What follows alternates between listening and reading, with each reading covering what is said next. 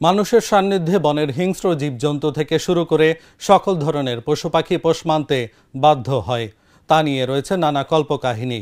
এবার পানির মধ্যে জলজ প্রাণীকে ভালোবাসা দিয়ে পোষ মানিয়ে অন্যরকম উদাহরণ সৃষ্টি করলেন ঝিনাইদহ পাগলাকানাই ইউনিয়নের বানিয়াকান্দর গ্রামের জামতলা বাজারে ওসমান আলী ঢালি নামে এক চায়ের দোকানদার। ঝিনাইদহ প্রতিনিধি মিশন আলীর পাঠানো তথ্য ও চিত্রে ডেস্ক রিপোর্ট। দোকানের সামনে ছোট্ট একটি পুকুর, কিন্তু কেন কাছে গেলে দেখা মিলবে এক বিরল ঘটনার। ঝিনাইদহের জামতলা বাজারের ওসমান আলীর মাছ ধরতে গিয়ে তার রাবানিতে কয়েকটি কুচে ধরা পরে নিজ দোকানের সামনে টিউবওয়েলের পাশে ছোট একটি গর্ত খুঁড়ে পানি জমিয়ে সেখানে কুচেগুলো ছেড়ে দেন এবং প্রতিদিন ছোট ছোট মাছ ধরে খাওয়াতে থাকেন।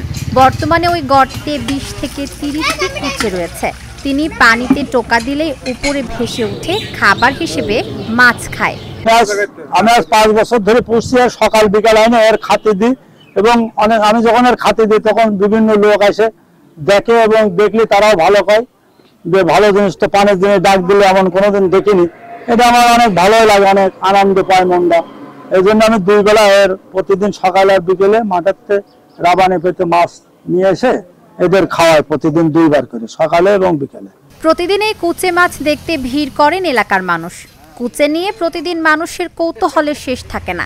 মাছের সাথে সম্পর্ক এমন পর্যায়ে গেছে যে কুচেগুলো তার ইশারাও বোঝে। ভালোবাসার এই কুচে কোটি টাকা দিলেও বিক্রি করবেন না বলে জানান ওসমান আলী। এটা আমি এখানে এটা পুষি, তো অনেকে বলে যে এটা আমার একটা দাও, আমি দিতে চাই না। তারপরেও অনেকে হয়তো মনে করছে রাত্রে চুরি করে ধরেও খেতে পারে। এটা আমার মানে না জানার বাইরে, আমি জানি না যে কিটা খাইছে। তবে আমার মনে আছে যেন কুচে অনেক সময় কম হয়ে যেতে পারে। রাত্রে মাঝে মাঝে আসে, আমি দেখে যাই আর এদের পাড়াও করার মতন করি এবং যাই দেখি যে এরা আসে নাকি। তাই সে এরা ডাক দিলে, রাত্রেও ডাক দিলে এরা আসে আমার কাছে এবং আমি এদের মাঝে মাঝে হাতে করে ধরে ডাঙায় তুলেও দেখি। শখের বশবর্ত হয়ে ওখানে গর্ত ছিল টিউবওয়েলে পানি জমার জন্য, ওখানে সে প্রথমে 2-1টা একটু হিসে ওখানে দেয়। দিয়ে তারপরে ওখানে চিন্তা করে যে খাদ্য টাদ্য দরকার, তখন খাদ্য টাদ্য কিছু কিছু দেয়। দিয়ে এক পর্যায়ে সেটা হচ্ছে মানে প্রজন্মের ভিতর দিয়ে মোটামুটি অনেক কুইসে ওখানে উৎপত্তি হয়েছে। এবং আমি নিজেও একদিন দেখার জন্য আমি নিজে আছে বলে যাচ্ছে যে পানিটি টুকা মারলে কুইসে চলে আসবে। তা সত্যি সত্যি আমার দেখাইয়া দিল খালি মিয়া। তা আমি টিক টিক টিকের মানে আছে পানি শব্দ হতে লাগলো, কুইসে মানে ওই জায়গায় খাবার দিচ্ছে আমার।